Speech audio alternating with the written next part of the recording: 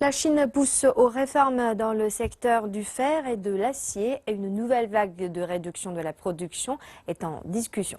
Pour de nombreuses compagnies sidérurgiques chinoises, c'est une période test. Cela sera sans nul doute une année difficile pour Wang Wenan.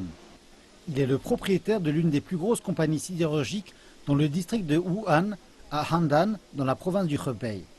Mais il n'est pas certain que ces usines survivront cette année. À la fin de 2015, il y avait des périodes où nos liquidités ne nous duraient que quelques jours. À présent, il nous faut subitement déménager en dehors de la ville, ce qui va coûter des dizaines de millions de yuan. C'est une pression énorme. Il y a 5 usines sidérurgiques dans la ville de Wuhan. Elles sont actuellement forcées par le gouvernement de déménager hors de la ville, tout en réduisant par ailleurs leur capacité de production. Avec un prix de l'acier qui est au plus bas, la ville réduit d'un tiers sa production.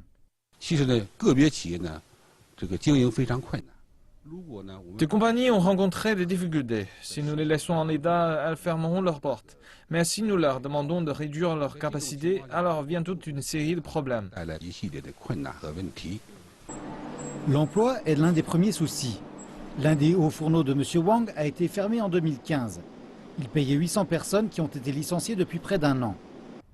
En tant que société civile, la compagnie de Wang Wenan ne fait pas le poids par rapport aux compagnies d'État en termes de technologie et de capacité à s'étendre dans les marchés étrangers. Il y a de nombreuses compagnies privées dans l'industrie du fer et de l'acier qui connaissent la même situation que celle de M. Wang. Les réformes de l'industrie sont cruciales pour aider ces compagnies privées à affronter les difficultés qui les attendent.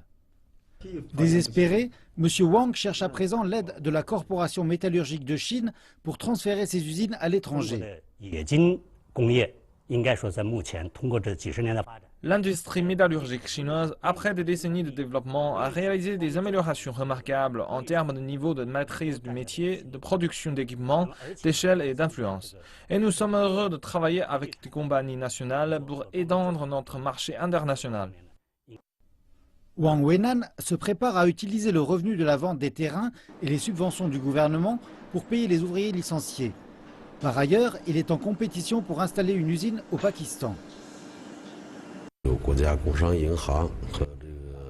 La Banque industrielle et commerciale de Chine et le Fonds de la route de la soie vont m'apporter la moitié des fonds requis. J'hypothèque également l'usine domestique. M. Wang parie tout dans cette transaction, parce qu'il sait que rester ici signifie la banqueroute. Et bien qu'il connaisse les risques qui l'attendent, cela est probablement la seule chance qui lui reste.